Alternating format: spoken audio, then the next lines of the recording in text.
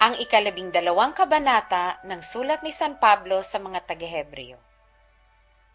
Kaya't yamang nakukubkob tayo ng makapal na bilang ng mga saksi. Itabi namang walang liwag ang bawat pasan, at ang pagkakasalang pumipigil sa atin, at ating takbuhing may pagtitiis ang takbuhing inilagay sa harapan natin. Namasdan natin si Jesus na gumawa at sumakdal ng ating pananampalataya, na siya, dahil sa kagalakang inilagay sa harapan niya, ay nagtiis ng krus, na niwalang bahala ang kahihiyan, at umupo sa kanan ng luklukan ng Diyos.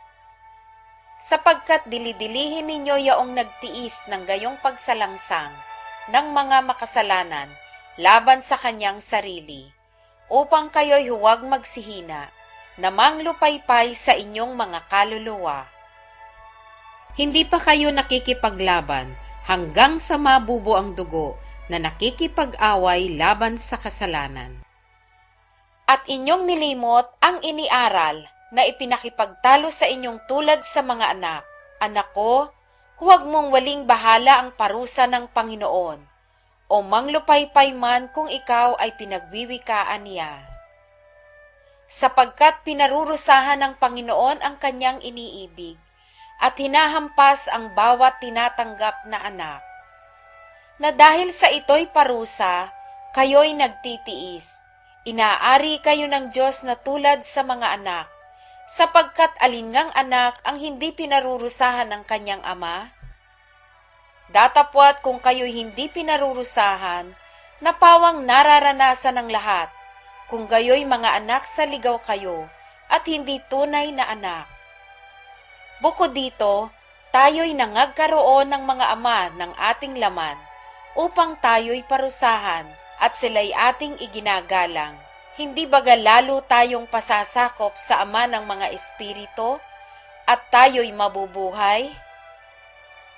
Sapagkat katotohanang tayo'y pinarurusahan nilang ilang araw, ayon sa kanilang minagaling.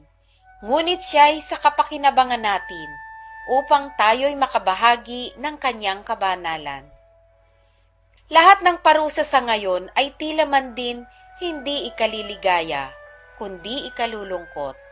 Gayunmay, pagkatapos ay namumunga ng bungang mapayapa ng katwiran sa mga nagsipagsanay sa pamamagitan nito. Kaya't itaas ninyo ang mga kamay na nakababa, ang mga tuhod namang nanginginig, at magsigawa kayo ng matuwid na landas sa inyong mga paa, upang huwag maligaw ang pilay, kundi bagkos gumaling. Sundin ninyo ang kapayapaan sa lahat ng mga tao, at ang pagpapakabanal na kung wala ito'y sino man ay di makakakita sa Panginoon. Napakaingatan na baka ang sino may di makaabot sa biyaya ng Diyos. Baka kayo'y bagabagi ng anumang ugat ng kapaitan na sumisibol, at dahil dito'y mahawa ang marami. Baka magkaroon ng sino mang mapakiapid o mapaglapastangan, gaya ni Esau, na sa isang pinggang pagkain ay ipinagbili ang kanyang sariling pagkapanganay.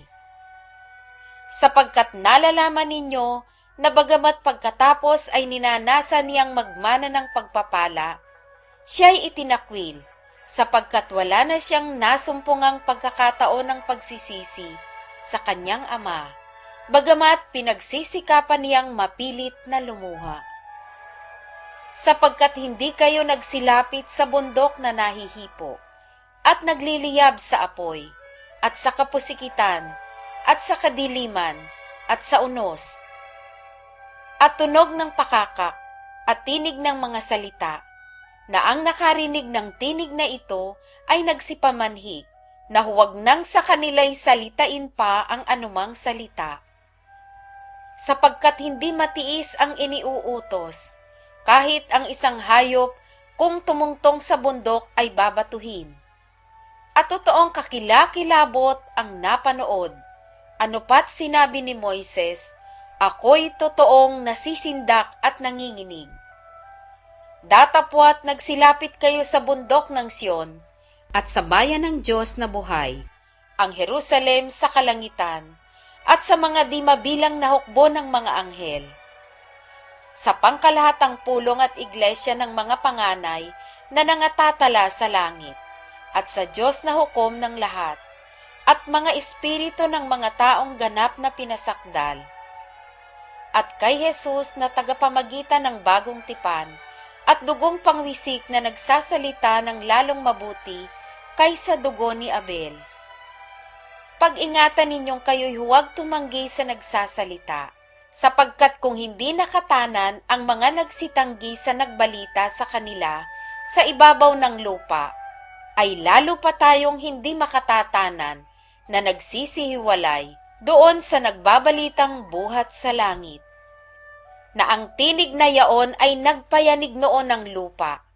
Datapwat ngayoy nangako siya na nagsasabi, minsan pang yayanigin ko, hindi lamang ang lupa, kundi pati ng langit. At itong salita, minsan pa, ay pinakakahuluganan ang pag-aalis niyaong mga bagay na niyanig, gaya ng mga bagay na ginawa, upang mamalagi ang mga hindi niyanig.